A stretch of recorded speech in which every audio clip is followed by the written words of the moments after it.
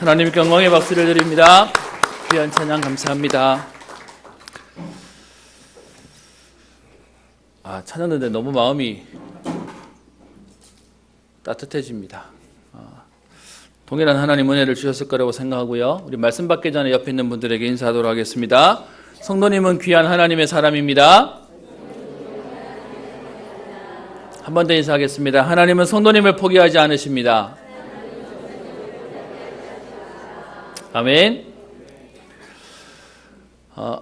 오늘 찬양에 오신실하신 주 우리 찬양이었는데요. 여러분 신실이라는 단어를 아십니까? 오늘 제가 서론에 잡은 게 아닌데 신실이라는 찬양이 나오는데요. 여러분 세상에서는 신실한 단어를 쓸 수가 없습니다. 신실이라는 말의 의미가 뭐냐 하면요. 100가지 중에 99가지는 동일했는데 한 가지라도 틀리면요. 그거는 신실하다고 말 못하는 거예요. 그러면 여러분 이 땅에 신실한 게 있겠습니까? 없습니다. 그런데 하나님이 우리에게 신실하신 하나님이다라고 말씀하시는 건 하나님이요 100이면 100, 1000이면 1000, 만이면 만 하나님은 우리에게 동일하게 응답하신다는 겁니다. 그래서 하나님은 절대로 우리를 포기하지 않으시고 우리에게 한결같이 응답하신다는 것입니다. 오늘 특별히 맥주 우리 감사주일인데요. 지금은 농사하지 않는데 우리 예전부터 썼던 단어다 보니까 우리 계속 쓰고 있습니다. 우리 구약의 세절기로 얘기하면 이스라엘 백성이 어린 양의 피 바른 것으로 6월절에 어린 양의 피 발라서 애굽에서 나왔습니다. 많은 사람들이 얘기합니다. 저 광야로 나가면 열흘도 못 가서 일주일도 못 가서 다 죽을 것이다. 그런데 이스라엘 백성이요. 그 애굽에서 출애굽해서 50일이 지나고 난 이후에도 하나님이 그 광야를 지나는데 낮에는 구름기둥 밤에는 불기둥으로 인도하시고 만나와 메추라기로 먹을 것을 주시고 반석을 쳐서 물이 나게 하셔서 하나님은 보호하시고 응답하셔서요. 하나님의 은혜 가운데 하나님이 여기까지 우리를 인도하셨고 하나님이 약속하신 가나안 땅에 들어갈 것이다 라고 하는 날을 기념하는 그래서 맥추절, 오순절이라고 얘기하고요. 칠실절이라고 얘기하는 그 절기입니다. 그래서 우리 교회에서는 1년에 딱 절반 우리 7월 첫 주를 맥주 감사주일로 드리고 있습니다. 그래서 반년 동안 하나님 우리에게 주신 은혜를 감사하고요. 앞으로 남은 우리 시간 올해뿐만 아니라 우리의 영혼을 하나님께서 인도하신다는 그날에 오늘 확신 가지고 그 하나님의 응답을 받는 축복의 걸음 되기를 소원합니다. 여러분 하나님은 우리에게 여전히 신실하신데요. 그런데 우리는 오늘도 문제가 생기고 새로운 일이 생기고 어떤 면에서는 반복되는 일이 생기는데 우리의 마음은 자꾸요 두려워하고 우리는 자꾸 무서워하고 힘들어하고 그래서 이제는 더 이상 못 견딜 것 같아. 이제는 더 이상 못 참을 것 같아. 이제는 포기하고 싶어. 그게 우리가 가지고 있는 생각과 마음입니다. 여러분 하나님은 신실하신데 우리의 마음은 계속 왔다 갔다 해요. 세상의 말로 인간은 흔들리는 갈대라고 얘기하는데요. 우리는 계속 걱정하고 염려하는 것입니다. 지금 우리 랩런트들이 시험 기간입니다. 중학생들은 좀 일찍 끝난 데도 있고요. 오늘 우리 랩런트를 봤더니 다들 퀭해요. 아마 밤새 공부했을 겁니다. 우리들 중에 아마 저 대통령이 나올 겁니다. 그런데 그 아이들이 아마 시험을 앞두고 많이 걱정도 될 겁니다. 시험 결과를 놓고 벌써 망쳤다는 아이들도 있을 거고요. 모르겠다 빨리 끝났으면 좋겠다 하는 친구들도 있을 겁니다. 여러분 사단이 우리를 얼마나 묶어놓고 있는지 아십니까? 여러분도 아마 학창시절 다 보내셨을 텐데요. 시험 치고 난 뒤에 이렇게 막 체킹하다가 보면 이렇게 내가 이거 했는지 저거 했는지 헷갈리는 경우가 있습니다. 근데 보통 그런 경우가 생기면 대부분의 사람들은 어떻게 하는지 아십니까? 그걸 맞다고 표시할까요? 틀렸다고 표시해 놓을까요? 우리 렘들에게 물었더니 우리 렘들이 하나같이 얘기하더라고요. 다 틀렸다고 표시해 놓는답니다. 왜 그렇겠습니까? 맞다고 얘기했다가 틀릴까 봐. 상처받기 싫어서 그러는 거죠. 여러분, 우리는 전부 상처 속에 살고 있습니다. 그래서 얼마나 안타까우냐 하면 여러분, 상처받을까 봐 겁을 내고 미리 포기하는 게 우리 시대가 돼버렸습니다. 더 안타까운 건 여러분, 많은 사람들이 꿈을 꾸지 않고요. 기대했는 것이 만족되지 않을까 봐 이제는요. 꿈도 안 가지고 기대도 하지 않는 시대가 돼버렸습니다. 진짜 상처는 기대했다가 안 돼서 상처받는 게 아니고요. 상처 안 받으려고 꿈도 꾸지 않는 것이죠. 기대도 하지 않는 것이죠. 그게 현장에 완전 장악돼 버렸습니다. 여러분, 이제는요, 우리 젊은 애들한테 내가 너 때는 이런 말 하면 안 돼요. 어떤 면에서는 우리 젊을 때는 예전에는요, 무모할 정도로 패기도 있고 도전도 해보고 이랬던 친구들인데, 여러분 지금 우리 어른들이 젊은 애들을 쳐다보면 어떤 마음 드십니까? 나이는 나보다 젊은데 더 맛이 간 것 같지 않습니까? 더 마음이 무너져 버렸고요. 더 고민이 많고 더 상처가 많은 것들을 보게 됩니다. 무슨 말입니까? 사단이 완전히 묶어놔 버렸습니다. 오늘 제가 서론에 썼는데요. 사단의 전략이 우리가 점점점 발전하는 것처럼 보이지만 사실은요. 점점점 무너지고 있고 점점 약해지고 있고 그리고요. 포기하는 시대가 되어버렸습니다. 그래서 사단이 지금도요. 우리 인간을 어떻게 해요? 완전히 묶어놓고 인간을 완전히 포기하게 만들어버립니다. 육신적인 것 통해서 행복하고 잘 살 것처럼 보이는데 사실은 우리가 어려움을 당하고 있습니다. 요한복음 10장 10절에 이렇게 표현합니다. 도적이 오는 것은 도적질하고 죽이고 멸망시키기 위한 것이다. 그래서 지금도요. 사단은 우리에게 잘 될 것처럼 말하지만 사실은 우리는 점점점 무너지게 만들어버렸습니다.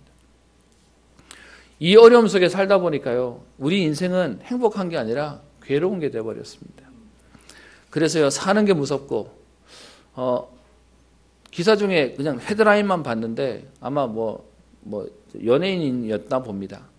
본인이 너무 앞을 투병하는 동안은 해가 떠오는 게 싫었답니다. 왜? 또 고통스러운 날이 시작돼야 되니까요. 여러분 사단이 우리의 인생을 딱 걸어버리니까 숨 쉬는 것도 힘들고요. 해 뜨는 것도 싫고요. 또 하루가 지나가는 것도 싫어서 여러분 대부분 어려움을 당하는 사람들이 하는 말이 있습니다. 잘 때 눈을 감으면 소원이 있답니다. 뭐겠습니까? 내일 아침은 눈을 안 떴으면 좋겠다. 여러분 그렇게 인생을 살아가는 게 현장에 사단에게 장악된 모습입니다. 그러니까 여러분 살아가는 것도 힘들고요. 어떤 면에서는 그러면 가만히 있으면 됩니까? 그것도 힘들고요. 그래서 성경은 로마서 8장 15절에 얘기합니다. 무서워하는 종의 영을 받은 우리의 인생임을 얘기합니다. 그래서 여러분 살아도 힘들고요. 죽으면 그럼 또 행복하겠습니까? 그것도 힘들고요.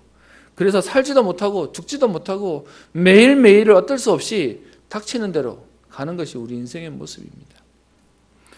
로마서 8장 21절에는요. 썩어짐의 종로로 타는 인생이라고 얘기합니다. 여러분 사단이 완전히 잡고 있으니까 사는 것도 아니고요. 죽을 수도 없고 살 수도 없고 그렇게 인생을 살고 있는 것입니다. 오늘 저는 서론에 여러분들에게 얘기하려고 합니다. 사람의 성향 중에 특별히 무서움을 많이 타는 사람도 있습니다. 교역자의 가족 얘기를 하는 걸 별로 안 좋아하시는데 저는 저희 집사람이 일단 겁이 되게 많습니다. 그래서 데이트할 때 연애할 때 놀이공원에 가도요. 놀이기구는 하나도 못 탔습니다. 그거 자체를 무서워하는 사람입니다. 엘리베이터를 타도요. 창문이 열린 엘리베이터를 보면 우리 다 좋아하고 창문까지 서잖아요. 저희 집사람은 문 앞에 가서 서 있습니다. 그걸 너무 싫어합니다. 성향적으로 무서워하는 사람이 있을 수 있어요. 그런데 여러분 성경에서는 분명히 말하고 있는 게 있습니다. 뭐라고 얘기하냐? 요한일서 4장 18절에 사랑 안에 두려움이 없고 온전한 사랑이 두려움을 내쫓나니 두려움에는 형벌이 있음이라. 두려워하는 자는 사랑 안에서 온전히 이루지 못하였느니라. 성경은 얘기하기를요. 하나님이 우리와 함께 하시는 응답과 그 확신과 힘을 얻으면 모든 두려움과 무서움을 넘어서는 응답을 주신다는 겁니다. 여러분 그래서 여러분이 기질적으로 조금 무서워할 수 있습니다. 그런데 그 무서워하는 가장 근본에는 내 기질 문제가 아니고요. 하나님이 지금도 나와 함께 하셔서 신실하신 하나님이 저와 여러분들의 삶을 인도하신다고 하는 부분이 확인이 안 되는 겁니다. 여러분 한 번도 가보지 않은 우리의 길인데 하나님께서 역사하십니다. 오늘 우리 찬양대가 우리 귀한 찬양 주셨는데요. 이스라엘 백성이 출애굽해서 광야를 지나 가나안을 가는 그 길은 한 번도 가보지 않은 길입니다. 매일 무섭고 먹을 것도 없고 두려움의 연속입니다. 근데 하나님이요 그 광야를 지나 가나안을 들어가게 하셨습니다. 마찬가지로 하나님 우리의 인생길에 하나님은 정확하게 역사하실 것인데 문제는요 우리는 자꾸 두려워하는 것이죠. 그래서 여러분 오늘 성경은 얘기합니다. 두려워하는 여러분에게 벌이 있을 거다라고 겁주려고 하는 말이 아니라 하나님이 우리에게 주시는 응답은요 확신 가운데 믿음으로 달려갈 은혜를 주신다는 것입니다. 왜 그렇습니까? 로마서 8장 1절 2절에 그러므로 이제 그리스도 예수 안에 있는 자에게는 결코 정죄함이 없나니 이는 그리스도 예수 안에 있는 생명의 성령의 법이 죄와 사망의 법에서 너를 해방하였음이니라. 여러분 두려워하거나 겁내거나 주저앉을 우리의 인생이 아니고요. 하나님은 모든 것을 끝내셨다는 것입니다. 로마서 8장 14절부터 17절에 이렇게 표현합니다. 무릇 하나님의 영으로 인도함을 받는 그는 곧 하나님의 아들이라. 너희는 다시 무서워하는 종의 영을 받지 아니하였고 양자의 영을 받았으므로 아빠 아버지라 부르짖느니라. 성령이 친히 우리 영으로 더불어 우리가 하나님의 자녀인 것을 증거하시나니 자녀이면 또한 후사 곧 하나님의 후사요 그리스도와 함께한 후사다. 저와 여러분들의 신분을요 하나님의 자녀로 하나님이 책임지는 신분의 응답을 누렸습니다. 세상 말로요 우리 군대 안 가는 사람을 이렇게 표현합니다. 신의 아들이라고 얘기하죠. 여러분 군대 갔다 오셔도 하나님 자녀인 저와 여러분들은 다 신의 아들입니다. 하나님이 책임지시는 응답 속에 하나님이 우리 인생을 인도하신다는 겁니다.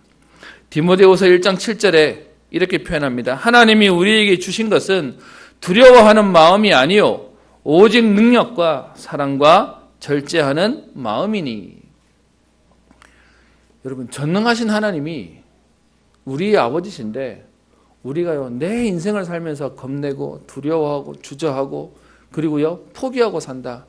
여러분이 여러분의 자녀들이 그러고 있다면 안 답답하시겠습니까? 아마 나중에는 화날 겁니다. 아빠가 그렇게 무능해 보이냐? 엄마가 그렇게 능력 없어 보이냐? 라고 얘기할 겁니다. 그래서 오늘 말씀 가운데 하는 얘기가 뭐죠? 하나님이 하나님 자녀에게 주신 마음은요 두려워하는 마음 아니에요. 복음은 뭐죠? 아무도 못 보고 아무도 못 가고 아무도 못하는 일도 하게 하시는 그게 복음의 능력이에요. 하나님은 전지전능하신데 우리는 가난하다? 하나님은 전지전능하신데 나는 무능하다? 그게요 맞는 말이 아닌 것이죠. 그래서 하나님 우리에게 말씀하십니다. 이사야 41장 10절에 우리가 약한 줄 아시고요 우리를 책망하지 않으시고 하나님이 약속하시죠. 두려워하지 말라 내가 너와 함께 함이라. 놀라지 말라 나는 내 하나님이 됨이라. 내가 너를 굳세게 하리라. 참으로 너를 도와주리라. 참으로 나의 의로운 오른손으로 너를 붙들리라. 우리 많은 분들이 이사야 41장 10절 많이 암송도 하십니다. 하나님이 우리에게 약속하십니다. 두려워하지 마라. 그냥 두려워하지 말라고 하는 말 정도가 아니고요. 왜 그러냐? 하나님이 우리에게 오늘 함께 하시고 우리를 굳세게 하시고 우리를 오른손으로 붙잡고 도와주시겠다는 것입니다. 마태복음 10장 31절에는 이렇게 표현합니다. 두려워하지 말라. 너희는 많은 참새보다 귀하니라. 여러분 저 하늘에 있는 새들도요. 저 땅에 있는 들풀도 하나님이 입히시고 하나님이 키우시는데 하물며 너희 하나님의 자녀인 너희일까 보냐라고 얘기하십니다. 지금 문제를 만났는데요. 그런데 여러분 문제를 만난 성경의 인물들이 전부 다 승리했습니다. 문제 때문에 넘어진 게 아니고요. 믿음 놓치지 않고 믿음 붙잡고 있었는데 하나님은 역사하셨습니다. 오늘 저와 여러분들에게 하나님 주시는 오늘 확신과 여러분 이 응답이 있으면 생명 걸 수 있을 만큼 달려갈 수 있는 것입니다. 많은 사람들이요 순교했다고 안타까워하는데 아니요. 생명을 걸 만큼 진짜를 봤다라는 것입니다. 저와 여러분들에게 오늘 그 하나님 주시는 새 은혜가 있기를 소원합니다. 혹시 문제 있으십니까? 경제 문제, 질병 문제, 아니면 인간관계 문제 있습니까? 많은 사람들 두려워합니다. 걱정합니다. 그 일을 하나님께서 오늘요 해결하시고 책임지시겠다는 것입니다. 여러분 이 비밀을 안다면 우리는 두려워할 필요가 없는데 오늘 본문에 보면요 인간이 사는 살아가는 문제다 보니까 초대교회도 문제가 닥칩니다. 사실은요, 문제를 보는 게 아니라 하나님이 우리와 함께 하신다는 사실을 알면 넘어설 텐데 문제만 봐버리면 또 속아버리는 거죠. 오늘 사도행전 12장에 보면 현장에 문제가 생깁니다. 문제가 생기는 이유는 하나입니다. 우리로 하여금 속게 하려고요.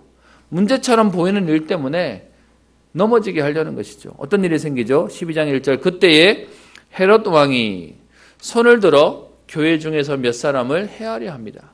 여러분 바로 앞에 있는 11장까지 하나님의 역사가 일어났던 많은 얘기들이 있고요. 그래서 우리가 알고 있는 사마리아에 하나님이 증거를 주시고 또 9장에는 핍박자 사울이 전도자의 축복을 주시고 11장에는 이방인 고넬료가 믿게 되어지는 응답도 있습니다. 그런데 그 사이사이마다 뭐가 있죠? 계속 사단이 주는 문제들이 있는 것이죠. 그것 속에 오늘 12장 1절에 문제도 생겨집니다. 헤롯이라고 하는 사람을 우리가 조금 봐야 되겠는데요. 여러분 이 헤롯은 성경에 여러 번 나옵니다. 그런데 같은 인물이 아니고요. 이름이 헤롯이라고 하는데 우리 예를 들면 애굽의 왕은 바로 왕이듯이 이 당시에 로마 속국으로 팔레스틴 지역을 담당하고 있던 왕으로서의 헤롯 왕은 사실은 이름은 헤롯이라 쓰지만 사람은 좀 다릅니다.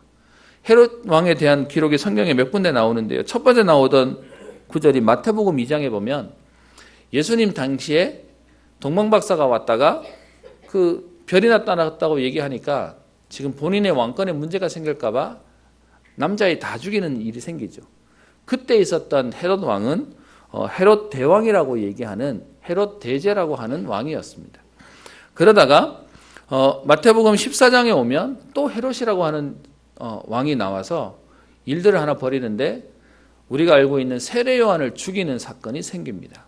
여기서 나오는 헤롯은 헤롯 안티파스라고 해서 좀 여러분 이해하실 거는 외국은 우리 그렇게 하잖아요. 예를 들면 제가 이름이 이기현이면 이기현 주니어, 주니어 1세, 2세, 3세 이렇게 얘기하다 보니까 헤롯이라고 붙여놓고 뒤에다가 뭐가 쭉 붙는 겁니다. 그것 중에 헤롯 안티파스라고 하는 사람인데 성경에 실제로 그렇게 되어 있죠. 마태복음 14장에 보면 원래 헤롯 안티파스의 아내가 자기의 동생인 헤롯 빌립의 아내였는데 그 아내를 자기의 아내로 만들어버려요. 그러다 보니까 여러분 어떤 면에서는 이게 이상해져 버리잖아요. 족보가. 그래서 그걸 가지고 세례 요한이 잘못했다고 꾸짖으니까 그 얘기를 들어 헤로디아가 열받아가지고요. 자기의 딸을 잔치 때 춤추게 보내고 너무 좋아해서 무슨 소원 들어줄까라고 했더니 세례 요한의 목을 주십시오 해가지고 목을 딱 치는 내용이 마태복음 14장에 나옵니다. 거기서 나오는 헤롯은 그 헤롯 안티파스라고 하는 왕이었고요. 오늘 본문에 나오는 헤롯은 헤롯 아그리빠 1세라고 하는 왕입니다. 그리고 헤롯 왕이 한 번 더 언급됩니다. 어디 언급되냐 하면 사도행전 25장 26장에 보면 바울이 마지막 그 베스토 총독에게 재판받는 과정 속에 아그리빠 왕이여라고 하면서 전도하는 내용이 나오는데요. 여기서 나오는 아그리빠 왕은 헤롯 아그리빠 2세가 되어집니다. 그래서 사실은 이 인물들은 다 다른 왕들인데 오늘 이 헤롯이 오늘 일을 하나 벌이는 겁니다. 하나님을 모르니까요. 본인의 인기를 위해서 지금 유대인들의 다수였던 유대인들의 편을 들어서 교회를 어렵게 합니다. 그래서 교회를 핍박하는 내용이 12장 2절에 나오죠. 요한의 형제 야고보를 칼로 죽입니다. 예수님의 12사도 이름을 여러분 아마 예전에 암송하셨던 분들 기억하실 텐데요. 베드로와 안드레, 야고보, 요한 이렇게 해서 야고보와 요한이 형제입니다. 근데 12사도 가운데요. 야고보라는 이름이 2번 나옵니다. 혹시 예전에 암송하셨던 분 기억나십니까? 베드로와 안드레, 야고보, 요한, 빌립과 바돌로메, 도마와 마태. 그리고 나오는 또 야고보가 알페오의 아들 야고보와 다데오 이렇게 나가는데요.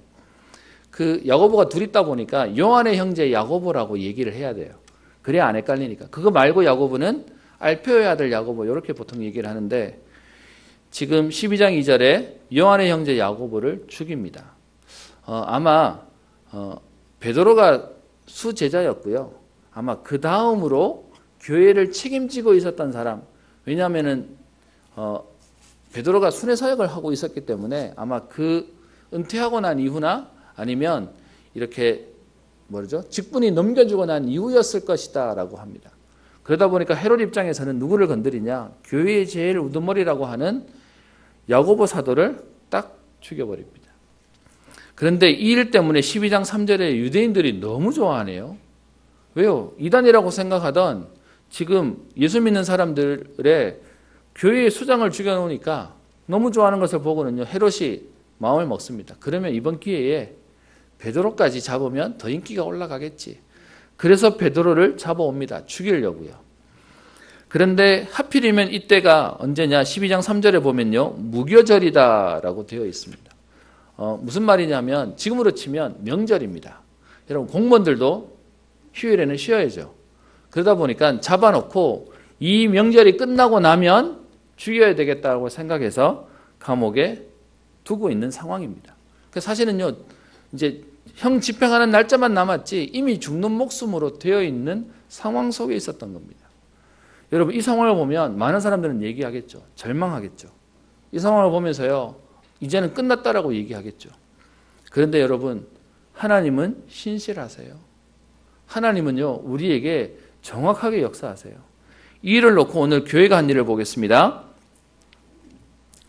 5절에 보면 이에 베드로는 옥에 갇혔고 교회는 그를 위하여 뭐합니까? 간절히 기도합니다. 여러분 오늘 헤롯은요, 능력이 있어요. 사람을 시켜서, 군인을 시켜서 베드로를 잡아놓습니다.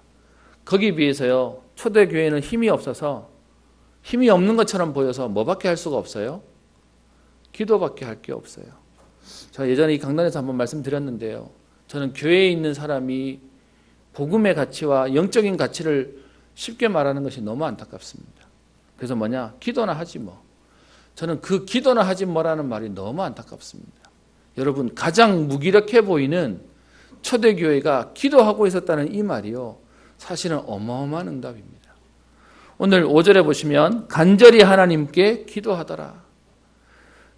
이제 내일 아침 해가 밝으면 베드로는 죽게 되어져야 하는 상황 가운데 어떤 면에서 특공대 보낼 수 있는 능력도 없고요, 로비를 할 수 있는 능력 있는 사람도 교회에 없었어요. 그런데 교회는 뭐 하고 있죠? 기도하고 있어요. 그리고 성경은 하나 더 단어를 씁니다.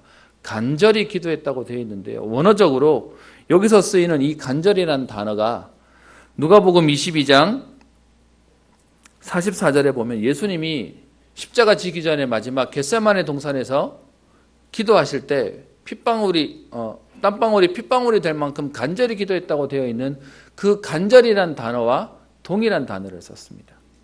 그래서 그냥 기도한 정도가 아니고요, 진짜로 기도했다라는 것입니다. 우리가 복음을 받고 난 뒤에 하나님이 하나님 자녀에게 당연히 응답을 주신다고 하다 보니까 요즘 저희가 조금 약해진 게 있다면 이 간절히가 조금 빠진 것 같아요.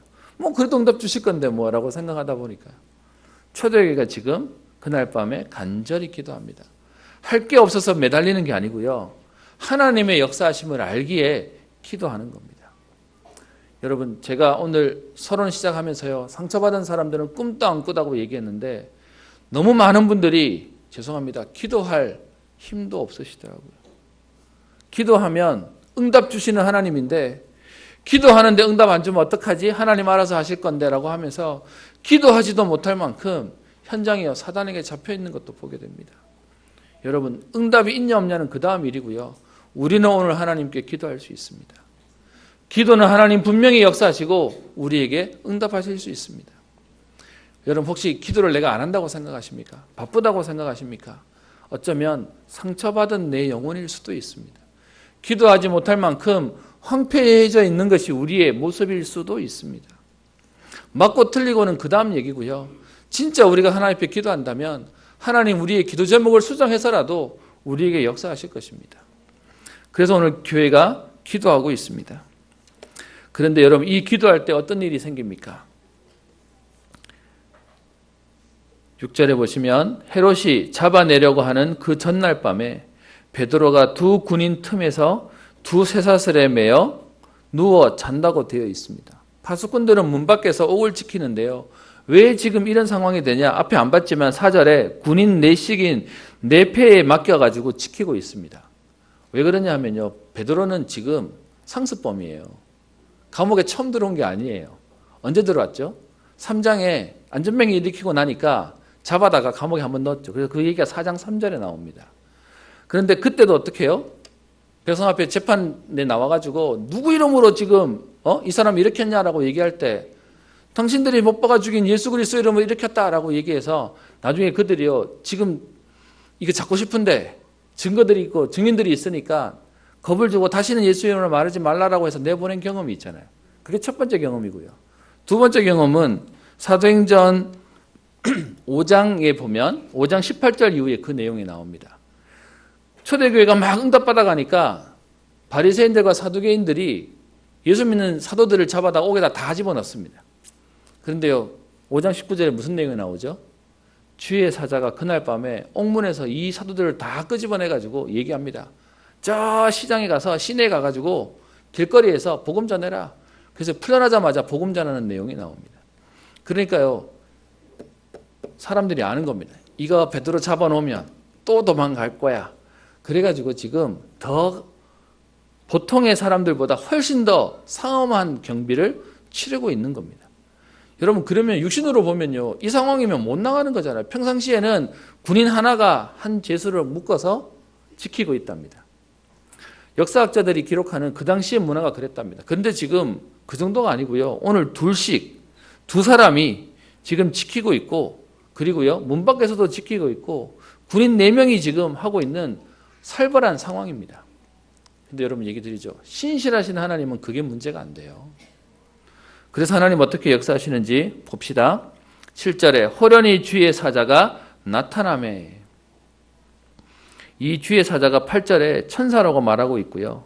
나중에 베드로가 11절에 그의 천사들이 보내어 천사를 보내어라고 하면서 분명히 하나님이 보내신 천사들이라고 성경은 얘기하고 있습니다. 이 천사가 어떻게 합니까?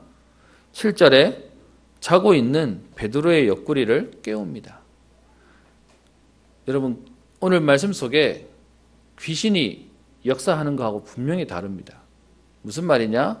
오늘 이 천사가 베드로의 옆구리를 쳐서 깨웠다는 얘기는 이 천사는 우리의 실생활에 영향을 줄 수 있다는 겁니까? 없다는 겁니까? 있다는 겁니다. 우리에게 현장에 역사하실 수 있는 응답이 있다는 것이죠. 그래서 베드로를 깨웁니다. 그리고 뭐라고 얘기하죠? 7절에 얘기하기를 급히 일어나라. 그리고 8절에는요. 띠를 띠고 신을 신으라. 자려고 옷도 벗고 있었나 봅니다. 깨워놓고 옷도 입으라는 겁니다. 그래 놓고서는요. 8절 뒤에 겉옷을 입고 따라오라. 베드로를 지금 데리고 감옥에서 나오는 일을 시작하는 것이죠.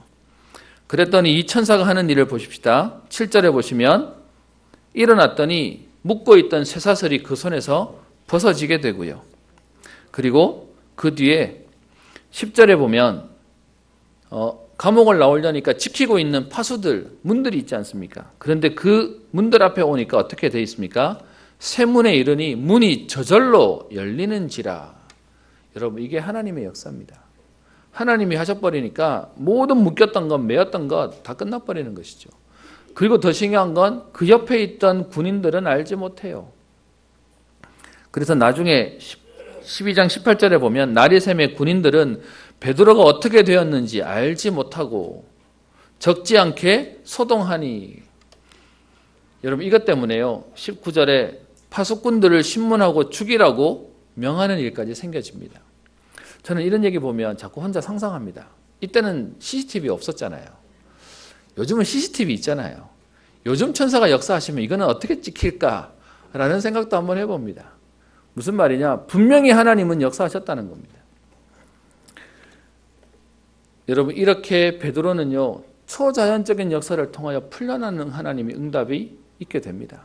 그래놓고서는 뒤에요. 18절 19절에 그를 찾아도 찾지 못할 만큼 하나님이 숨겨시 버리는 겁니다. 하나님이 피할 길로 완전히 두게 하시는 겁니다. 그게요 하나님이 하시는 역사입니다. 언제요? 기도할 때 일어나는 일입니다. 교회가 간절히 기도했더니 하나님의 역사가 일어나는 겁니다. 저는 어제 오늘 사실 하나님 앞에 너무 감사했습니다.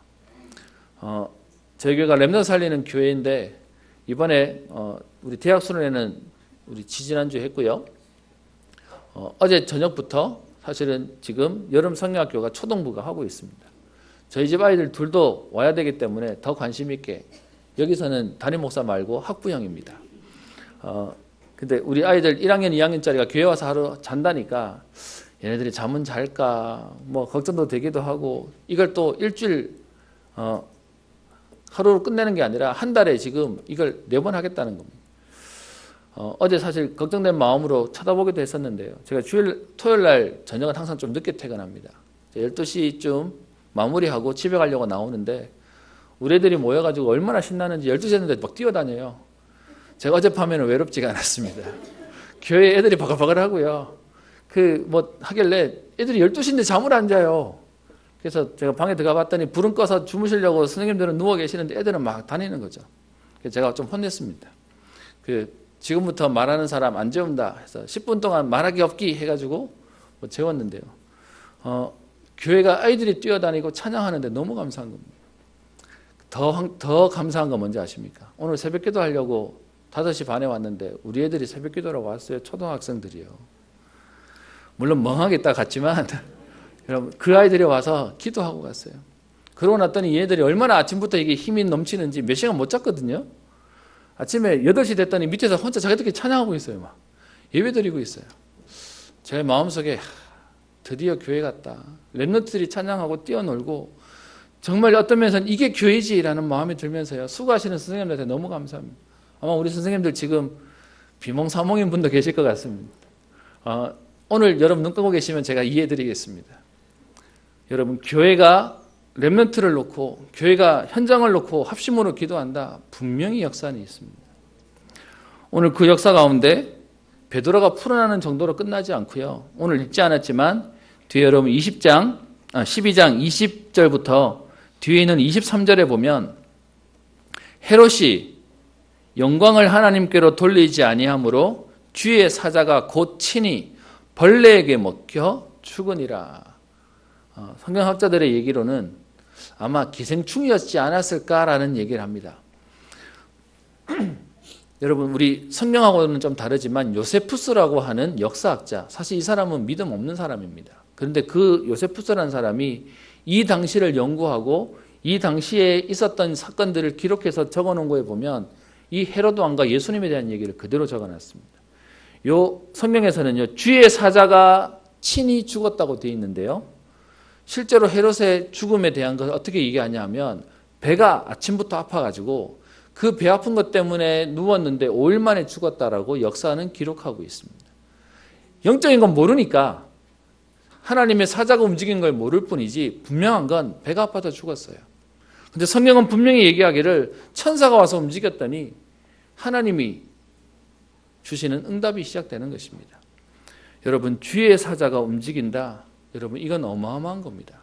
우리가 돈이 많으면 똑똑하고 능력이 있으면 하나님이 우리에게 역사하시겠습니까? 아니요.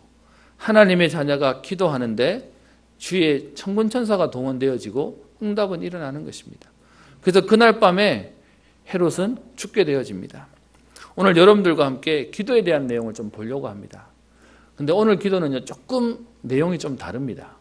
여러분 기도응답 받으려니까 아이고 그지 진짜 열심히 기도해야 되는데 확실히 믿고 기도해야 되는데 나는 열심도 없고 믿음도 없다라고 생각하시죠.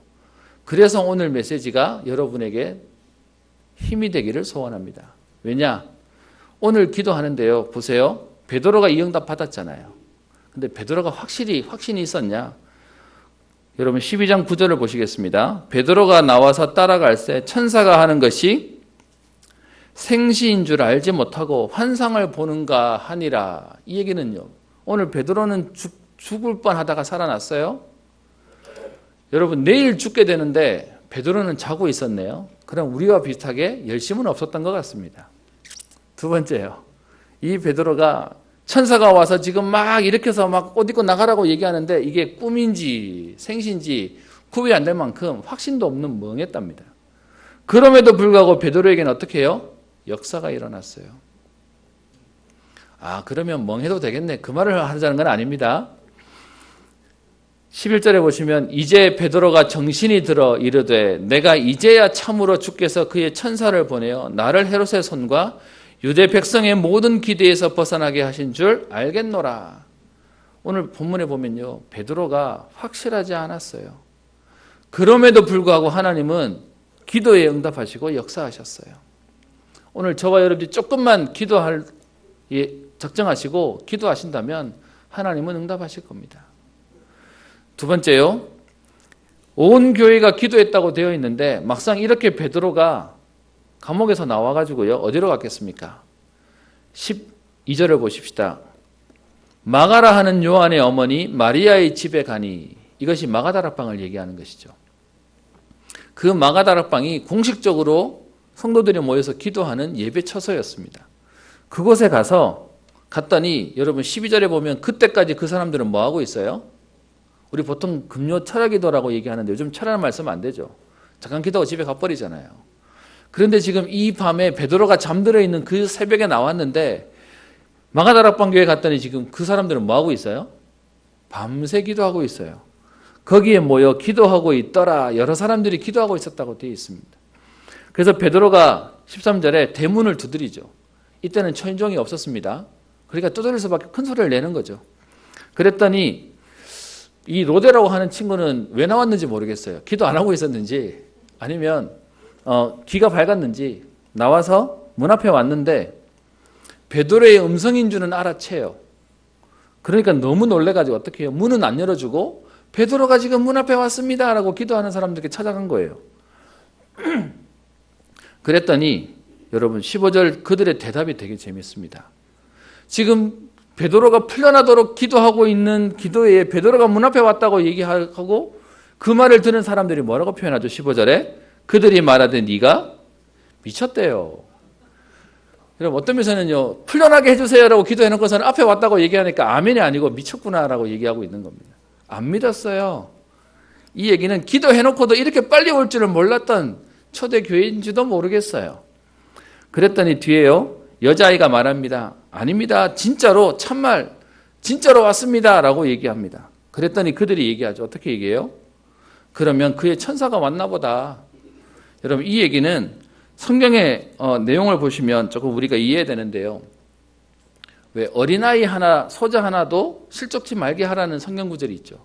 그 내용 속에 왜 그러냐라고 성경을 얘기하면서 그 뒤에 그의 천사들이 날마다 하나님을 배웠기 때문이다라고 하면서 건드리지 말라라고 되어 있어요.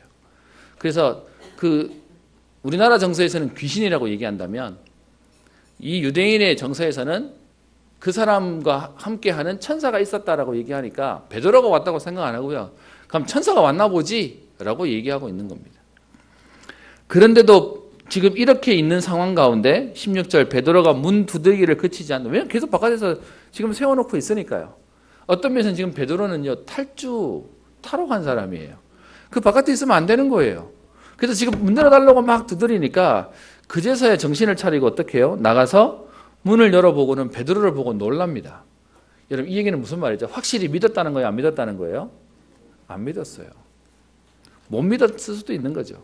여러분 기도해놓고 까먹었어요? 응답은 됩니까? 안 됩니까? 됩니다. 기도해놓고 돌아와서 사람 쳐다봤더니 저게 되겠나 싶어도요, 된다고 안 된다고요? 된다는 겁니다. 그래서 오늘 메시지 제목이 기도는 반드시 응답됩니다. 기도한 만큼 응답되는 겁니다. 그래서 여러분 제가 오늘 3번에 두 군데를 썼습니다. 베드로도 사실 안 믿은 것처럼 보이고요. 마가다락방에서 기도하는 교인들도 사실은 이걸 받아들이지 못했던 사람들입니다. 근데 여러분 왜 우리에게 기도의 응답이 있습니까? 예레미야 33장 2절 3절에 얘기하죠. 이를 행하는 여호와 그것을 지어 성취하는 여호와 그 이름을 여호와라 하는 자가 이같이 이르노라. 너는 내게 부르짖으라 내가 네게 응답하겠고 내가 알지 못하는 크고 비밀한 일을 네게 보이리라. 여러분 그래서 혹시 상처 때문에 기도하지 못하는 분들 계십니까? 황폐해져서 기도가 안 되시는 분들 계십니까? 오늘 이후로 기도가 회복되어지는 새로운 시작 되기를 주의 이름으로 축원합니다. 지난주에도 말씀을 드렸는데요. 이사야 65장 24절에 그들이 부르기 전에 내가 응답하겠고 죄송합니다. 그들이 말을 마치기 전에 내가 들을 것이다. 하나님이 우리가 기도하기 전에 하나님 역사하시고 우리가 기도의 말이 끝나기도 전에 하나님은요, 응답하시겠다는 겁니다. 에베소 3장 20절에 우리 가운데서 역사하시는 능력대로 우리가 구하거나 생각하는 모든 것에 더 넘치도록 능히 하실 그 하나님께서 우리가 기도하는 것보다요 더 넘치도록 응답하시겠다는 겁니다. 야고보서 5장 13절부터 16절에 이렇게 되어 있죠. 너희 중에 고난당하는 자가 있느냐? 저는 기도할 것이요. 즐거워하는 자가 있느냐? 저는 찬송할지니라. 너희 중에 병든 자가 있느냐? 저는 교회의 장로들을 청할 것이요. 그들은 주의 이름으로 기름을 바르며 위하여 기도할지니라. 그러면서 믿음의 기도는 병든 자를 구원하리니 주께서 저를 일으키시리라. 그리고요, 너희 죄를 서로 구하며 병 낫기를 위하여 서로 기도하라. 의인의 간구는 역사하는 힘이 많으니라. 여러분, 이 사도행전 12장에 문제처럼 보이는 헤롯이 이긴 것처럼 보이지만 사실은 헤롯은 완전히 실패했어요. 감옥에 베드로를 집어넣고 야고보를 죽였을 때만 해도 이긴 것처럼 보이는데요, 그 헤롯은 죽어버렸어요. 그걸로 안 끝나고 여러분 12장 24절을 보시면 누가가 의도적으로 집어넣은 성경 구절이 있습니다. 하나님의 말씀은 흥왕하여 더하니라. 여러분, 사단이 아무리 문제를 만들고요, 아무리 이 땅에 복잡한 일들이 생겨도요, 하나님의 말씀은 성취되게 되어 있습니다. 하나님의 역사는 일어나게 되어 있습니다. 혹시 여러분 오늘 내게, 우리 가정에, 우리의 자녀들과 또 우리의 경제에 너무 많은 문제들 속에 꼬여 있다고 하시는 분들 계십니까? 더 이상 소망이 없어서 절망하시는 분들 계십니까? 그런데 오늘 말씀에요, 헤롯이 죽고 난 이후에 성경은 뭐라고 표현합니까? 하나님의 말씀은 흥왕하다는 겁니다. 하나님 말씀에 흥왕하여 하나님 말씀의 성취가 오늘도 일어나고 있다는 것입니다. 말씀을 마치려고 합니다. 우리 결론에 나오는 야고보의 기도, 왜 야고보가 사도 가운데 첫 번째 순교자가 됐냐라는 건, 여러분 마가복음 10장에 보시면 야고보가 하나님 앞에 기도했어요. 예수님께 부탁했어요. 야고보와 요한들 예수님의 오른편 왼편에 있게 해주세요. 그랬더니 그러면 네가 내가 받는 잔을 마시고 내가 받는 세례를 받을 거야 하셔서 어떻게 해요? 그대로 되게 만들어 버렸어요. 여러분, 그래서요, 하나님 나를 전도자로 써주세요 라고 기도하면 하나님이 자꾸 여러분들을 전도 현장에 보내실 겁니다. 그래서 기도는요 분명히 응답되어집니다. 왜요? 하나님의 말씀이니까요. 우리가 기도해서가 아니고 하나님의 말씀이 맞기 때문에 말씀 붙잡고 기도하면 성취는 되게 되어 있습니다. 그래서 우리에게 기도의 원리 5가지요. 진짜 기도는요 했기 때문에 문제가 아니라 우리의 신분, 하나님의 자녀로 구원의 축복에 대한 감사, 그리고 오늘도요 말씀이 성취되어지는 축복, 그리고 이것 때문에 기도는요 집중하는 은혜와 응답을 누리는 것이고, 그 기도가 우리에게 오늘 우리의 육신까지도 치유하시는 역사들을 주시는 거고요, 이것이 우리의 미래를 만들고 세우는 응답이 되어집니다. 여러분, 이 기도로 개인이 기도를 회복하시고요, 두 번째는 여러분 이 기도를 사단은 못하도록 막습니다. 그래서 합심으로 함께 기도하는 것이 축복인데, 마태복음 18장 19절 20절에 얘기하죠. 너희 중에 2-3 사람이 땅에서 합심하여 무엇이든지 구하면 하늘에 계신 내 아버지께서 저희를 위하여 이루게 하시리라. 여러분, 진짜 언약 잡고 기도하는 2-3 사람이 모여서 기도하면 하나님이 응답하시겠다는 겁니다. 개인이 기도에 승리하시고 여러분 곳곳에서 함께 기도하시면 됩니다. 거기에 하나님은 역사하신다고 되어 있고요, 또 2-3 사람이 내 이름으로 모인 곳에 나도 그들 중에 있느니라. 그곳에 하나님이 함께 하신다는 겁니다. 제가 감사한 건 우리 성도님들이 하나님의 은혜를 누리시는 분들, 또 하나님 응답들을 받으니까 많은 전도 현장에 하나님 전도가 되어지는 얘기들, 복음이 전해지는 얘기들을 제가 들으면서 너무 감사하고요, 또 그런 분들이 요즘은 교회의 흐름도 좀 바꾸는 가운데 요즘 금요기도 저희 지하실에서 예배 드리거든요. 조만간 올라와야 되겠어요. 요즘 금요기도의 숫자가 많아져 버렸습니다. 제가 보면서 하나님 감사합니다. 렘넌트가 기도하고 성도님들이 기도하고, 그래서 기도는 분명히 역사하는 힘이 있기 때문에 하나님이 우리에게 은혜를 다하실 겁니다. 여러분, 오늘 기도가 회복되어지고 기도 응답의 증인으로서는 축복의 걸음 되시기를 주의 이름으로 축원합니다. 하나님께 감사를 드립니다. 죽음의 위기 가운데 있었던 베드로와 초대교회가 기도의 응답을 누리며 기도의 축복을 누렸던 것처럼 하나님 오늘 우리에게 기도할 이유가 발견되어지게 하시며 기도할 힘을 얻게 하여 주셔서 나를 살리며 가정과 가문과 시대와 미래와 세계를 살리는 응답의 주역 되게 하옵소서. 더 이상 두려워하고 무서워하는 종의 영을 받지 않았기에 하나님 우리에게 아빠 아버지라 부를 수 있는 양자의 영을 허락하셨기에 오늘도 복음으로 충분하며 완전하며 모든 것에 증인되어지는 응답을 누리게 하여 주셔서 나를 살리고 미래를 살리며 후대를 살리며 세계를 살리는 응답의 걸음 되게 하옵소서. 감사드리며 살아계신 우리 주 예수님 이름으로 기도합니다.